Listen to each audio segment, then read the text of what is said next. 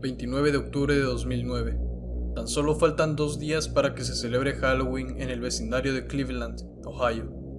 Sin embargo, lo que los policías del vecindario de Mount Pleasant estaban a punto de descubrir aquel día era una auténtica casa del terror. El olor era nauseabundo e insoportable desde metros antes de siquiera poner un pie dentro de la casa.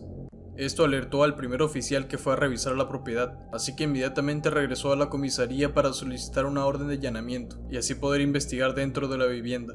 Otros oficiales también lo acompañaron. Tan pronto como dieron los primeros pasos dentro del domicilio, el horror se hizo presente. En el piso de uno de los cuartos, yaciendo en la oscuridad, se apreciaban 2 bultos con forma extraña.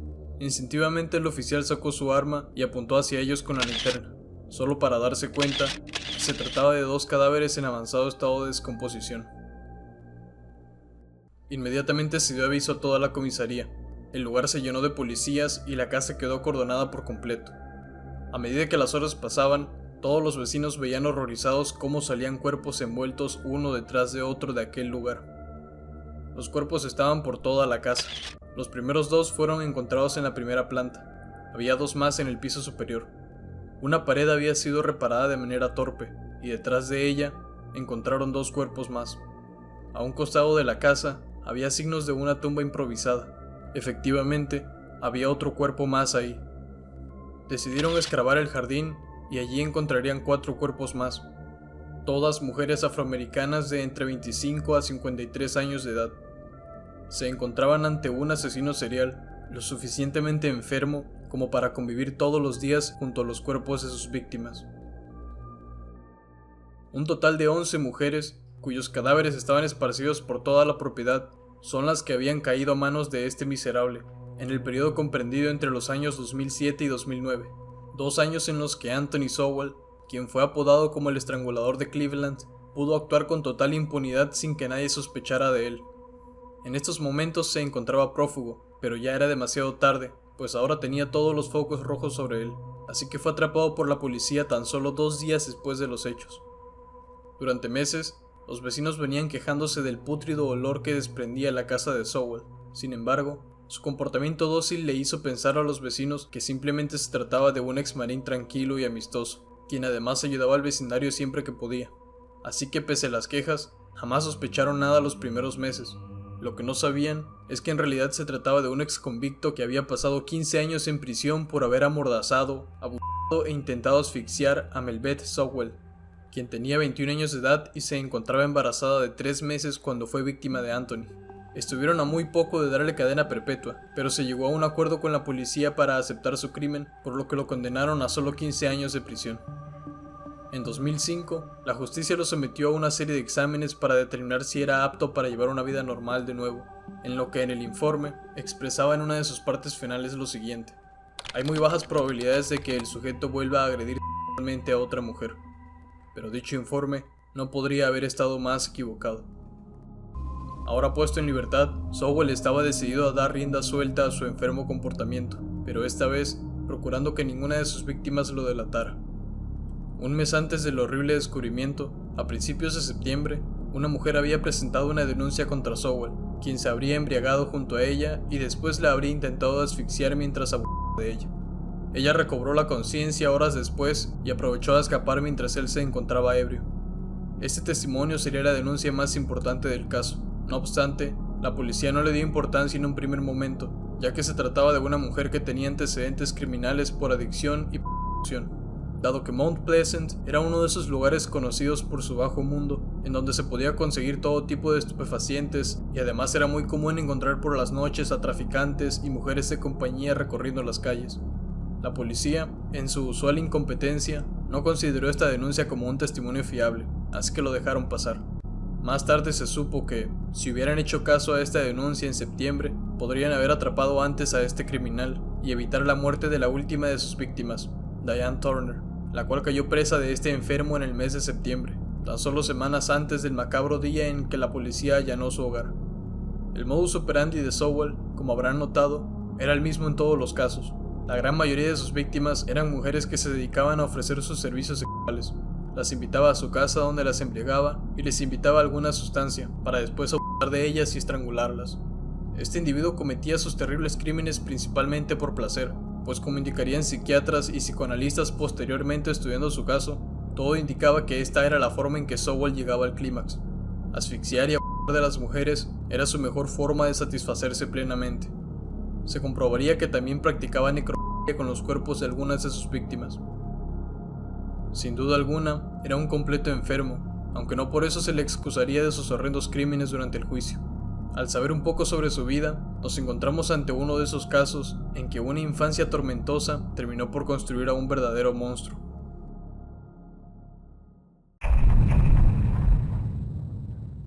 Anthony Edward Sowell nació en East Cleveland, Ohio, el 19 de agosto de 1959. Su madre, Claudia Garrison, a quien llamaban Gertrude, fue una madre soltera que nunca formó una familia con ninguno de los padres de sus 3 hijos. Su hermana, la tía Sowell, tuvo también una historia similar y al fallecer por una enfermedad crónica, sus 7 hijos quedaron a cargo de la hermana Gertrude. La violencia familiar era algo de casi todos los días. La señora Garrison acostumbraba a golpear tanto a los niños como a las niñas con cables, pero con la piel expuesta. A las niñas, además de desnudarlas para humillarlas frente a sus primos, se dice que también las ataba en las sillas o las escaleras para que no pudieran huir del castigo. Sowell veía constantemente cómo sus primas eran desnudadas para después ser golpeadas fuertemente con el cable. A los 11 años de edad, Sowell comenzó a abusar de una de sus primas pequeñas y repitió esta conducta de manera frecuente durante varios años. También le gustaba agredirlas físicamente cada que podía. Además de los maltratos, la madre de Sowell llevaba a todo tipo de hombres al hogar, sujetos que, en ocasiones, también abusaban de ellas. Como podemos ver, este desgraciado hogar en el que no había supervisión adulta, lleno de abusos y maltratos, sería el caldo de cultivo perfecto para desarrollar una mente enferma y retorcida. A los 19 años y seguramente cansado de su miserable vida, Sowell tuvo a bien enlistarse en el Cuerpo de los Marines en Carolina del Sur, donde fue aceptado en 1978. Fue instruido como electricista y obtuvo el rango de cabo, además de algunos reconocimientos durante sus 7 años de servicio, entre los que destacan una medalla a la buena conducta, una cinta de despliegue por servicio marítimo, un certificado de reconocimiento y 2 cartas de agradecimiento. Tras terminar su servicio en 1985, Sowell regresó a vivir a Ohio, pero ahora en su propia casa. Intentó llevar una vida normal, pero 4 años después, su impulso de la adolescencia regresaría, cometiendo en 1989 el crimen por el que pasaría 15 años en la cárcel. Al salir de la cárcel en 2005, intentó adaptarse de nuevo como trabajador en una fábrica local, pero más temprano que tarde, sería dominado de nuevo por sus bajos impulsos. Su primera víctima fue Crystal Dozy, de 38 años de edad, quien fue asesinada en mayo de 2007. Fue probablemente después de este crimen cuando Sowell se dio cuenta de que si seleccionaba víctimas marginadas por sus adicciones y su estilo de vida, probablemente nadie haría una intensa búsqueda sobre ellas si desaparecían, así que podía salirse con las suyas sin tener repercusiones. Tardaría 1 año en volver a asesinar, pero esta vez ya no podría parar de hacerlo. Su próxima víctima fue Tishana Culver, de 31 años, sobre quien puso sus horrendas manos en junio de 2008.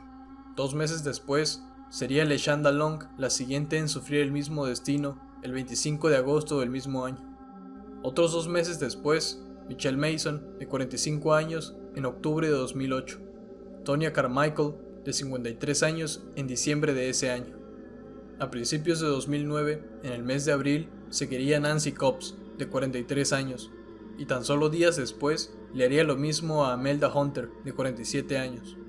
Hay que decir algo en este punto: no todas las víctimas de este depravado tuvieron destinos fatales, es decir, este desgraciado se dedicó a abusar de muchas mujeres, tantas que podríamos hablar de decenas y decenas de ellas. Sin embargo, por miedo o por temor a que no les creyeran, muchas no denunciaron las agresiones.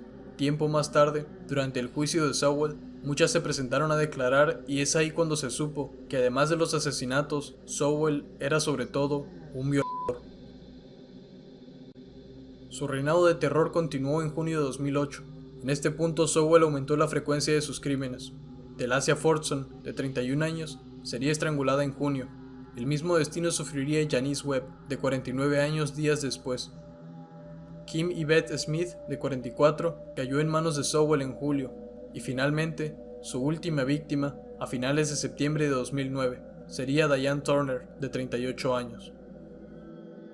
Después de ser capturado, Sowell pasó varios meses en prisión mientras la policía preparaba todas las pruebas necesarias y se hacía el reconocimiento de todas las víctimas.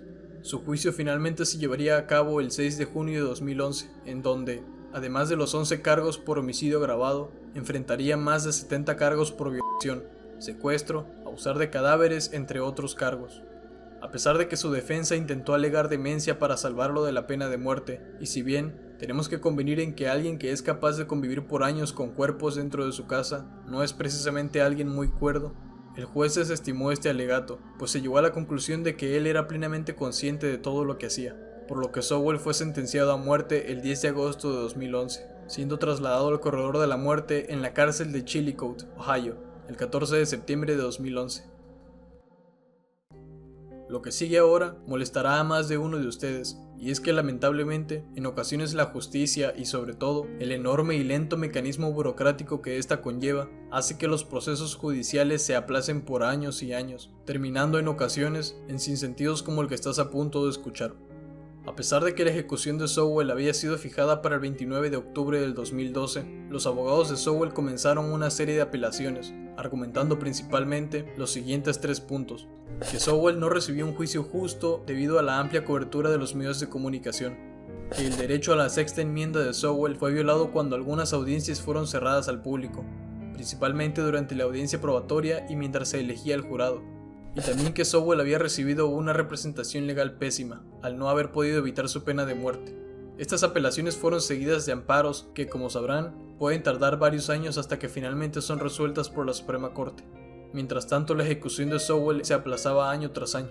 La Suprema Corte respondió de manera tajante a finales de 2017 y fijó la ejecución para noviembre de 2020. Tal vez sea por todo el escándalo que se vivió en la pandemia o porque simplemente el tema de Sowell ya no le interesaba a nadie, es algo que nunca se aclaró y que prácticamente ningún medio informó. Pero el tipo consiguió seguir aplazando su pena de muerte y a principios de 2021 contrajo una enfermedad terminal que terminó con su vida el 8 de febrero de 2021, a los 61 años de edad. Un final anticlimático para un monstruo que dejó una marca imborrable en la vida de todos los familiares de sus víctimas. Hoy en día, lo que fue la casa del terror de Sowell es el Jardín de los 11 Ángeles, un recinto memorial en honor a las 11 víctimas de Sowell. Muchas gracias por llegar hasta el final del video, no olvides suscribirte. Cuídate mucho y nos veremos en un próximo video.